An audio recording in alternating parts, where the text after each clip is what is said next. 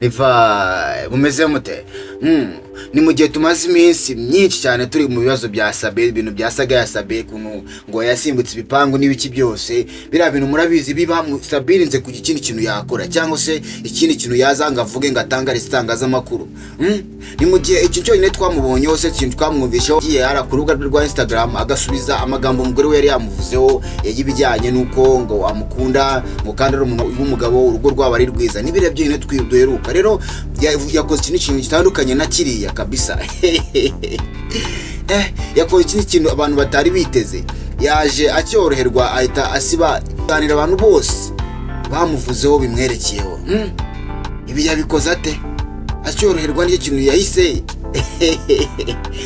Ni mu gihe kandi witwa YAGO yahinyuje inkuru ibinyamakuru bye byaramwanditseho ikinyamakuru nk'igihe hamwe n'Inyarwanda ibintu byose bari bamuvuzeho ko agiye kuzakora Ahakanye ashize amanga. Ibi byose rero keraga nze tubyinjiremo saza. Kora subscribe munsi nimba utarayikora kandi nimba warayikoze umuntu w'agaciro kabisa. Ese nimba utakora subscribe kuri Niba amakuru yakurahe. Reka dutangire gutya. Sabe rero nyuma yuko yorohewe yagize atya ababwiye umuntu ahantu yarajyamye mbi tarabwiye umuntu bonyoreza ko kamashini mwereke utuntu nikorera. Nababwiye amakuru y'ukuntu Sabe yari yanditse ibaruwa cyase hari umuntu wamwibye amakuru y'ibijyanye nuko agiye kuba yarega abantu bose bamukoze ibiganiro. Murabyibuka ibintu twabikozeho.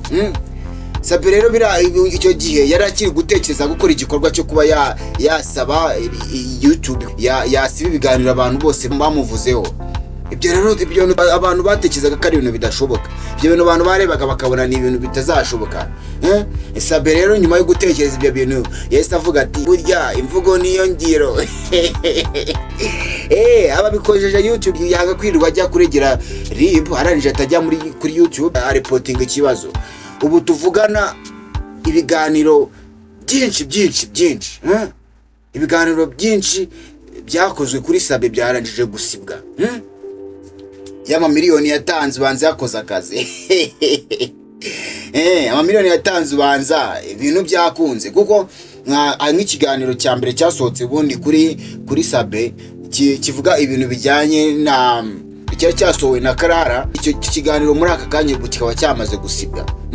Kandi hari n'andi makuru ngiye mfite ku bandi bantu b'abanyamakuru bakoresha YouTube natari buze kwirirwa mvuga. Hari n'abandi bantu benshi nzi ibiganiro byabo byarangije kuvaho. Sinzi YouTube nimba iri kwita igisiba burundu nka kuriya yukoze nka video ijya irimo ibintu by'ubusambanyi cyangwa ibindi bintu by'abantu bambaye ubusa, YouTube yo ita ikuraho iyo video itiyikurayo. Sinzi nimba rero mu buryo bari kubikora amara kwita bayiterura bakayikuraho cyangwa nimba bari kukubwira ngo mu gihe utayikuyeho bakagutegeka kwitiyikuraho kugira ngo nyine wubahiriza amabwiriza ya YouTube. Kimwe muri ibyo YouTube iri kwita yikuriraho iyo video cyangwa se ikaba iri gutegeka abantu ikabwira ati amasaha 2 ino video mukaba muyikuyeho, bitabaye ibyo iraza gusiga wenda igize nka effect kuri YouTube channel yawe. Uyu mugabo ko yarakaye yaravuze ati rero reka mbihorere mu mvugeho ariko nanjye ntago nzatuma. Reka mbihorere mu mvugeho mubone views mukora ibiki ariko nanjye ntago nzatuma mujya amafaranga avuye muri video mwamvuzeho. Niko gucunga rero igihe cyo guhembwa cy'aba YouTube akavuga ati no iza video zanyereka reka nzi reporting bazikureho ntago mwanjyana amafaranga ari nge mwavuzeho ibintu nkabiriya. Ariko iki gikorwa yakoze iki ni igikorwa cyo noneho cyemeza neza ko uri yari Sabe. Mu gihe hari ikinyamakuru cyavuze inkuru ivuga ko ngo Sabe ashobora kuba yarakoze bira bintu kubera umupango. Ikinyamakuru cyari cyavuze ngo bino bintu Sabe yari yabikoze yabipanze ngo kugira ngo agwishe abantu mu mutego bamwanga bamuvugeho ibintu ariko ngateze umutego bara abantu babiri babishyushyemo cyane hanyuma umutego urafata.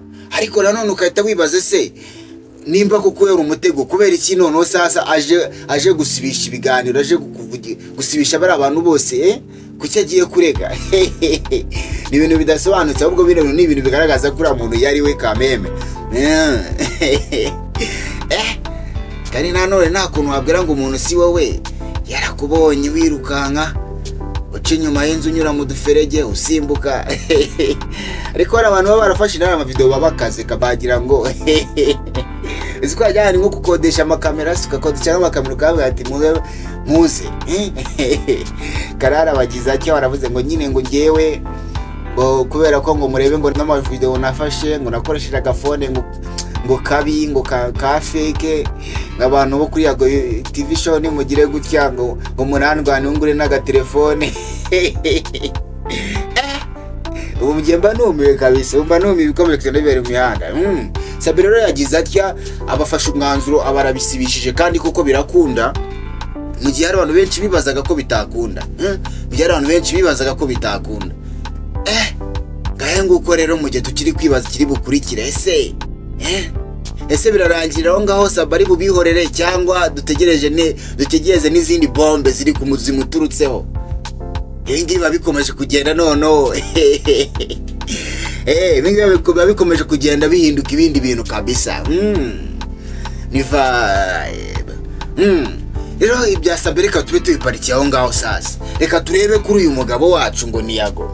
Ejo bundi ikinyamakuru kigize gutya kiba kimwanditseho inkuru uvuga ngo YAGO mu minsi iri imbere agiye kujya mu biganiro we hamwe n'abantu bose bagiye bagirana ibibazo benshi. Hanyuma cyandikamo ko yabashije kuba yavugana na Bruce Melody ko bagiye kongera bakiyunga kuko hari abantu b'abagabo. Iyo nkuru ndumva narayibabwiyeho mu minsi ibiri ishize. Hanyuma avuga no ko yagiranye n'ibiganiro na SABIN, ariko mu buryo iyo nkuru yanditsemo igaragaza ko umuntu wabigiyemo cyane yari umumanager wa YAGO. Murabizi muri iyi minsi ngo hari umumanager wa YAGO, hari boss we muri iyi minsi afite. Rero uwo boss we niwe wagiye avugana na Bruce Melody. Amaze kujya kuvugana na Bruce Melody, amagambo Bruce Melody yamushubije yamubwiye ko ngo nyine nawe yiteguye kuba bavugana ibibazo bafite bakabikemura. Icyo gihe kandi nabwo uwo manager nawe yahise ngo yabuze kuntu agera kuri SABIN, tunaboneraho kumwihanganisha arwara ubukira. Noneho abonye ko amaze kuvugana na Bruce Melody ibintu bikunze, aravuga ati okay, tuzahure tuganire tubana n'abagabo ducoce amagambo ikibazo tugikemure kabisa. Abahamagaye na SABIN nawe amubwira ati ikibazo ufitanye na YAGO ko nshaka ko cyarangira, ibintu bigakemuka bikava mu by'amatiku. Hasabye iki ngo ibintu bikemuke bive mu nzira? SABIN nawe ngo amwe mu magambo yamushuje amubwiye ko yiteguye kuba bakicara bakaganira ibintu bakabikemura ko n'abantu b'abagabo, kandi ko biriya bintu ari ibintu nyine bidakwiye kabisa. Rero ibyo biganiro byose n'iyo myanzuro iza gushyikirizwa YAGO. Imaze gushyikirizwa YAGO rero sasa YAGO baravuze ati ngo nanjye rero ngo buranda umuntu w'umugabo ngo kandi ngo ukabone ko biriya bintu rwose atari ibintu navuga ko ari ibintu byiza. Ati ngiye naratewe maze guterwa ngo naratewe maze guterwa imyaka ine yose, ngo noneho ngeze igihe cyo gutaka ngo naka ndi kwitabara. Ariko YAGO buriya ni umuntu uzi ubwenge cyane kabisa. YAGO ni umuntu uzi ubwenge kuko nk'amakuru mfite ngo anakiga muri segonderi yari wa muntu nyine ukunda utuntu tw'amatiku kabisa, agakora uko ashoboye ibintu by'amatiku akabibyaza umusaruro. YAGO ni wa muntu ushobora kuba yafata akantu gato cyane akakabyaza ikindi kintu kinini cyane. Ese mwaba mwaritegereje buryo ki hano bino bintu by'amatiku yakoze uko ashoboye akabibyazamo amafaranga menshi ashoboka? Nge kare nibwo nicaye ndi kure ndi kwitegereza neza cano, mbona ibiganiro yakoze byonyine nyuma yuko atangije ino beef. Biriya biganiro byose byararebwe ku rwego rwo hejuru cyane. Views 500,000, views 700,000. Ego ko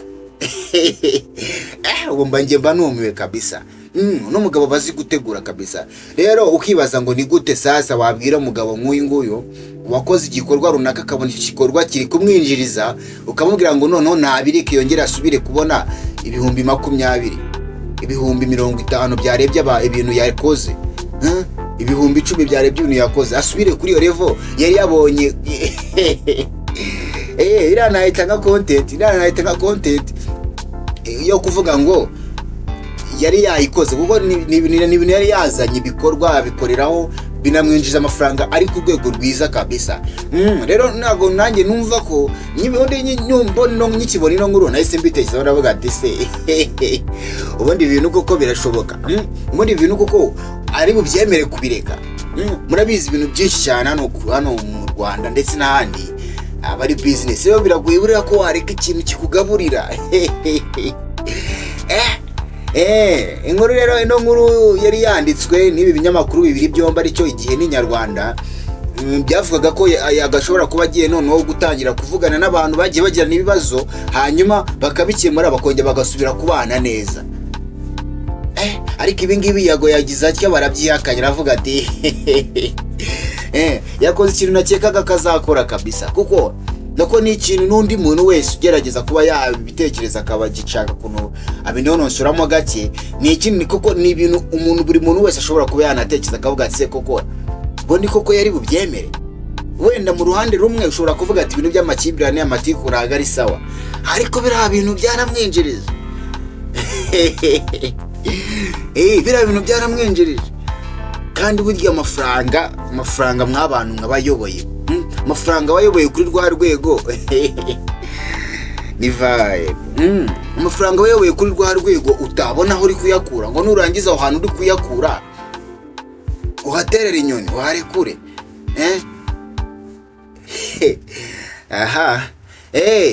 Rero yafashe ejo bundi nako ni mu ijoro ryakeye nibwo yagiye ku rukuta rwe rwa Instagram yandika ko ibintu kiriya kinyamakuru cyatangaje atari byo, avuga ko atemeranya nabo, ahubwo ahita yivugira ku bintu bijyanye na big energy ye, avuga buryo ki arangije avuga ati barana nubwo ari abafana banjye, reka ibintu noneho nshireho umucyo kuri bino bintu, bara ntago ari abafana banjye, bariya ni abakunzi banjye big energy hejuru. Baravuze ati bara ni abakunzi banjye big energy hejuru. Ati ntago ngira abafana ntago ndi ikipe, ati bariya ni abakunzi kandi bafite ku mutima. Rero abakoze gutya bayihakanye biriya bintu byose, abihakanye biriya bintu byose byamwanditsweho bivuga ko ashobora kuba agiye kujya ngo mu biganiro by'amahoro. Murabona hari ukuntu ngo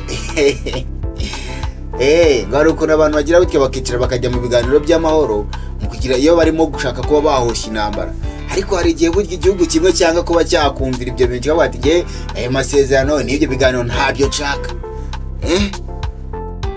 Noneho hari n'ukundi kuntu ugira utyo ukaba wakinjira mu biganiro ariko uri kujijisha nta gahunda ihari, nabyo ntabyo ashaka. Wumva numiwe kweri, wumva numiwe kabisa. Yago rero abagize icyo uravuze ati wapi iyo gahunda ntayihari, iyo gahunda rwose nayo. Aba bakuriye inzira ku murima, niko numvaga kera bavuga ati no gukurira umuntu inzira ku murima. Sabe rero nyuma yuko yatatse muri buno buryo akaza akatubwira ati ibintu byagenze gutya, abantu mwakoze bino bintu ngenda baripotinze. Hanyuma rero ya mafaranga yatanze kuko amakuru hari ngo nuko yaje kuba yari kuri ibintu byaye amamiliyoni menshi cyane kugira ngo abe yasibisha zino video z'abano bantu, ni ngo ni menshi cyane. Rero yamaze kuyatanga ibintu birakunda, amavideo batangiye kuyasiba, kandi nawe yawe nibitaragerwaho baraje bakugereho ko ntakabanga ngo niva ngaho nguko ukuntu yari bimeze no kuri imihanda. Wumva tugeranya ngaha muri kino kiganiro, wakoze kudukurikira. Ciao mugire ibihe byiza naho ku munsi w'ejo. Niva